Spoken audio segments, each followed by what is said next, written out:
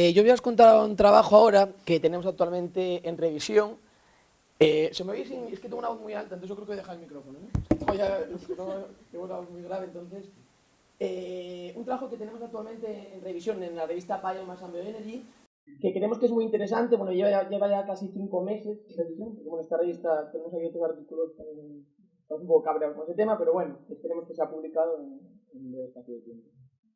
Creemos que es interesante porque, como bien comentaba ya Javier y alguien más de la ponencia, pues realmente las estimaciones que hay de biomasa de matorral son muy escasas en España, y como vamos a ver, las pocas que hay, creemos que falta un poco un toque de realismo, ¿no? Entonces, bueno, eso es lo que voy a contar. A modo un poco introductorio, decir que la biomasa procedente de claras o procedente de podas, junto con la biomasa que podemos obtener a partir de plantaciones con especies de crecimiento rápido, como puede ser el caso del chopo, pues sabemos que son muy conocidas y que están estudiadas. Sin embargo, la biomasa procedente de matorral es mucho menos conocida que las anteriores, y además, en el caso de la maquinaria, como bien ha dicho Isabel, pues realmente existe muy poca información con respecto a los rendimientos que se pueden obtener. Estamos hablando de maquinaria específicamente diseñada para este tipo de labores. Y sobre todo, y es aquí donde se va a centrar el trabajo que os voy a mostrar, es que las cifras que se están dando actualmente de la biomasa de matorral, pues realmente no tienen en cuenta una serie de características, una serie de restricciones que nos encontramos en países como España, en la cuenca mediterránea, que hacen que no toda la biomasa que está ahí es potencial, y mucho menos es aprovechable. Entonces creemos que realmente esas cifras están siempre sobreestimadas. Tenemos que hacernos una idea y sobre todo diferenciar lo que es biomasa potencial de lo que es biomasa realmente aprovechable en función de las características que tenemos. En base a esto, ¿cuáles son los objetivos del trabajo? Bueno, pues determinar una metodología especialmente adaptada al ámbito mediterráneo que nos permita definir unas restricciones reales a adoptar y sobre todo qué umbral tendrían que adoptar cada una de estas restricciones. En base a esto, pretendemos estimar el stock de esa biomasa en diferentes formaciones de matorral mediterráneas, y una vez que tenemos esas estimaciones, pues un poco comparar cuál es la variabilidad que existe en España, y para ello hemos utilizado pues, dos gradientes geográficos claramente diferenciados. Como objetivo un poco secundario, pero quizá no menos importante, una vez que tenemos esas estimaciones de biomasa, pues también nos interesa conocer cuál es la energía potencial que almacena esa biomasa y, por lo tanto, que pueda servir para futuros estudios orientados a la bioenergía. Y simplemente volver a recalcar que pretendemos un poco que estos resultados, sobre todo esta metodología, pues no solamente sirva para aquí, sino que creemos que realmente serviría para cualquier país del ámbito mediterráneo, aunque haya que posteriormente matizar un poco los umbrales en función de las características. Bueno, pues como os he contado ya anteriormente, este es el área de estudio que hemos utilizado. Dos gradientes geográficos, veis aquí un gradiente norte, que es Galicia, Asturias y Cantabria. Aquí veis los diagramas climáticos con condiciones climáticas que todos conocemos. Y posteriormente un gradiente atlántico-mediterráneo, que sería Galicia, Madrid y Murcia. Lógicamente Madrid y Murcia con condiciones climáticas, sequía y demás que no tenemos en el gradiente norte, un poco muy diferenciado. La fuente fundamental de datos que hemos utilizado para llevar a cabo el proyecto es el último mapa forestal nacional 1.25.000, que como sabéis está basado en el cuarto inventario nacional, y que a diferencia de lo que ocurría en los anteriores inventarios, pues sabéis que ahora ya se empieza a tener en cuenta el matorral. Concretamente este mapa forestal lo que nos indica ya es qué tipo de formación de matorral tenemos en cada zona, y además nos indica dos variables importantes, que son la altura y la cobertura de cada una de las formaciones, no de especies, estamos hablando de formaciones de matorral.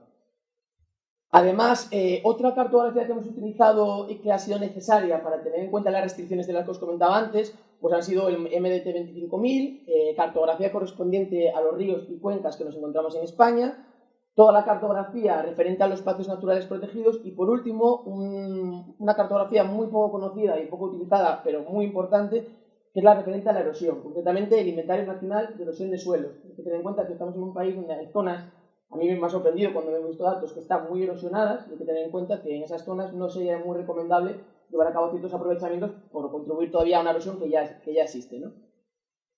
¿Qué restricciones hemos tenido en cuenta que creemos que son realistas y que sobre todo podemos tener en cuenta? Porque esas otras, nosotros hemos considerado unas restricciones que creemos que son necesarias y que además tenemos cartografía disponible. Hay otras que vamos a ver posteriormente que, pues sí, realmente sería muy interesante introducirlas, pero la ausencia de cartografía que tenemos a día de hoy pues no nos permite utilizarlas. Bueno, han sido fundamentalmente 4. En primer lugar, pendiente. Consideramos que zonas con pendiente por encima del 30% a día de hoy, con la maquinaria que estamos manejando de matorral, no podrían aprovecharse. En segundo lugar, las zonas que están definidas como estrictamente protegidas, acorde a la ley de 42-2007, tampoco. Puede ser discutible luego que en estas zonas sería o no aconsejable llevar a cabo aprovechamientos, pero la realidad es que a día de hoy, zonas estrictamente protegidas, no las podemos tocar para llevar a cabo el aprovechamiento. En tercer lugar, las zonas de dominio público. Acorde con ese Real Decreto que veis ahí, sabéis que hay que dejar 100 metros al lado de cada cauce de cada río, por la ley de dominio público hidráulico. Y por último, y en base un poco a ese Inventario Nacional de Erosión de Suelos que os comentaba, aquellas zonas que este inventario considera un nivel erosivo alto o muy alto, también habría que excluirlas. Pues bien, esto, utilizando un sistema de información geográfica, se han interpolado las 4 restricciones conjuntamente, y una vez aplicadas estas restricciones, y de una vez que ya tenemos la cantidad de biomasa de matorral que sería aprovechable y que cumple esas restricciones, también nos surgía un poco la pregunta de decir, vale, de esa biomasa que ya es aprovechable, ¿cuál es además económicamente viable? Aquí surge un poco la duda de qué es lo que nosotros consideramos económicamente viable. Bueno, pues después de, teniendo en cuenta estudios previos que tenemos anteriormente, también el consejo de Luis, experto en el tema y demás, pues hemos considerado esto que veis aquí, que solamente serían matorrales económicamente viables aquellos que tienen una altura media de más de 50 centímetros y una fracción de cavidad cubierta por encima del 50%. Bueno, pues una vez metidas estas restricciones en el GIS y demás, nos interesa realmente hacer los cálculos. Queremos saber cuántas toneladas de materia seca por hectárea se pueden obtener. ¿Cómo se hace esto? Bueno, pues hay unas ecuaciones que están publicadas por una investigadora de INIA, María Pasalodos, en el 2015, son las que veis aquí, las cuales nos permiten obtener toneladas de materia seca por hectárea por cada una de las formaciones de matorral. Os he puesto algunos ejemplos, estas eran las ecuaciones para los brezales y esta de aquí era de los jarales. Son ecuaciones muy sencillas, ¿por qué? Porque tienen solamente 2 variables a tener en cuenta, que veis ahí la altura y la fracción de cavidad cubierta, que como recordáis antes son los 2 parámetros que nos proporciona la base del mapa forestal 1.25.000. A mayores de calcular esta biomasa, lo que queríamos saber un poco también qué energías almacena. Entonces, simplemente basándonos en un poder calorífico inferior, a partir de datos con experiencias propias del propio proyecto que estamos presentando y también algunos resultados experimentales que nos ha pasado amablemente el laboratorio de incendios de Javier y Carmen, pues un poco haciendo la conversión de esa biomasa, cuánta energía supone. Resultado que hemos obtenido, tanto en Galicia, Asturias y Cantabria, que es el gradiente norte, veis ahí lo rojo y lo verde sería el total de matorral potencial que hay en cada zona, pues veis ahí que solamente el 50% de toda la superficie de matorral sería aprovechable. La otra mitad, teniendo en cuenta esas restricciones que hemos incorporado, no se podría aprovechar. Datos. ¿Qué acumulación supone esto? Eso que ves ahí son datos medios. En el caso de Galicia y Asturias, hemos visto que podíamos obtener una biomasa media de matorral de 16 toneladas por hectárea, y en el caso de Cantabria, un poquito menos, de 11. En todo caso, esto en el trabajo, cuando se ha publicado, tenemos unos mapas como los que veis aquí, que en colores, lógicamente estos son valores medios, pero lo que hay en algunas zonas, en Galicia, pues que estamos por encima de 30 toneladas por hectárea. Estos son valores medios para toda la región del conjunto de matorral.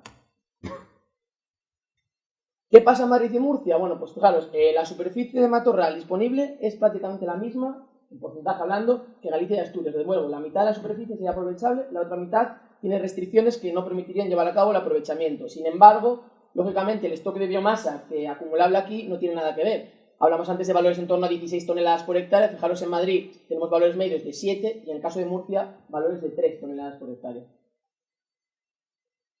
¿Qué pasa cuando, una vez que hemos incorporado las restricciones, queremos saber qué ocurre con los matorrales que son económicamente viables? Aquello que decíamos de más de 50 centímetros y más de 50% de fracción de caída cubierta. Bueno, pues lo que vemos es que en el gradiente norte, el 80% de ese matorral que decíamos que era aprovechable, o sea, que pasaba el tema de que cumple el tema de las restricciones, también sería económicamente viable.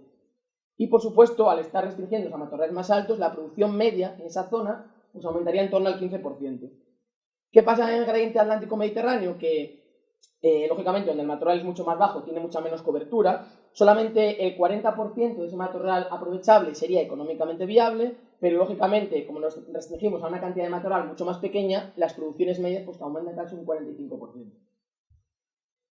Bueno, eso estoy hablando un poco de manera general, pero en el trabajo lo que hemos hecho también es caracterizar todos estos datos para cada una de las formaciones de matorral, no de manera genérica. Aquí os pongo un ejemplo. Ahí veis, por ejemplo, en el caso de Galicia, ¿no? Que tenemos 5 formaciones de SF, Slab Formation en inglés.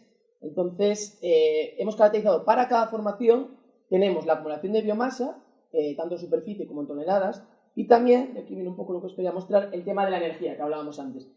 Fijaros, en el caso de Galicia estamos hablando que del total de matorral ya aprovechable, tras las restricciones, nos podría llegar a generar unos 82.000 terajulios de energía. En el caso de Asturias, unos 42.000, y en el caso de Cantabria, aproximadamente 8.000 terajulios. ¿Qué pasa en el caso de Madrid y Murcia? Pues vemos que 9.000 aproximadamente terajulios en el caso de Madrid y 6.000 en el caso de Murcia.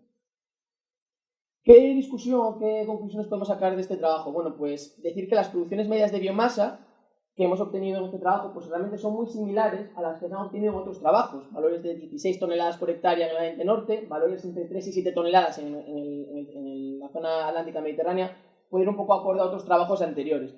¿Qué pasa? Que la superficie que nosotros hemos visto que es aprovechable se reduce prácticamente a la mitad y por lo tanto la cantidad total de biomasa en toneladas que podemos obtener lógicamente es muchísimo menor de la que se están dando. Por lo tanto podemos concluir que esas cifras que hablaba anteriormente que están constantemente dando están totalmente sobreestimadas. Teniendo en cuenta pues, este tipo de restricciones técnicas, restricciones ambientales y restricciones legales. Pues es un poco que los resultados que muestran son una parte de esa fracción pues puede considerarse disponible para usos energéticos. Y otra discusión importante, bueno, pues lo que ya os conté antes, que la metodología especialmente diseñada al ámbito mediterráneo, estamos viendo que con las condiciones que tenemos es muy, muy importante y prácticamente necesaria para dar cifras reales.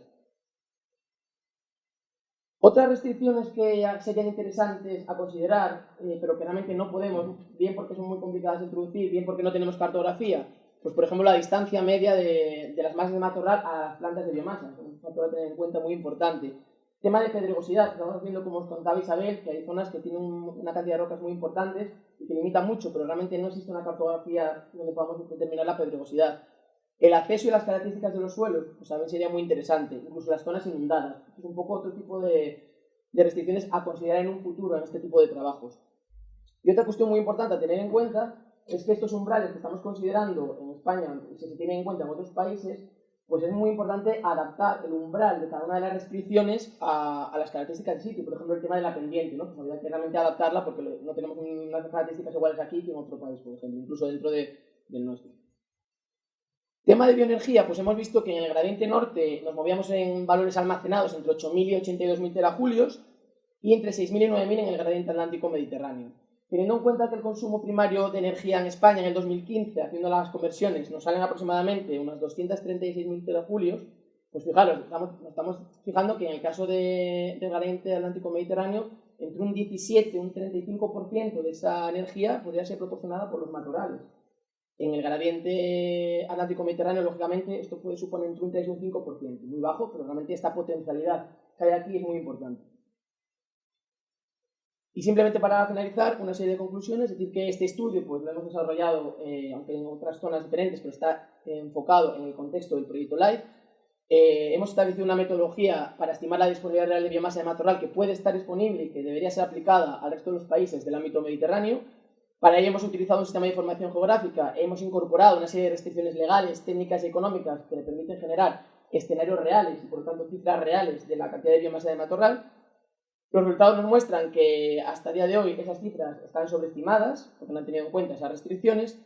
Y por último, los datos proporcionados con respecto a la energía almacenada por esta biomasa de matorral, pues creemos que pueden ser de gran utilidad para futuros estudios en el ámbito de la bioenergía. Yo creo que nada más. Muchas gracias de nuevo.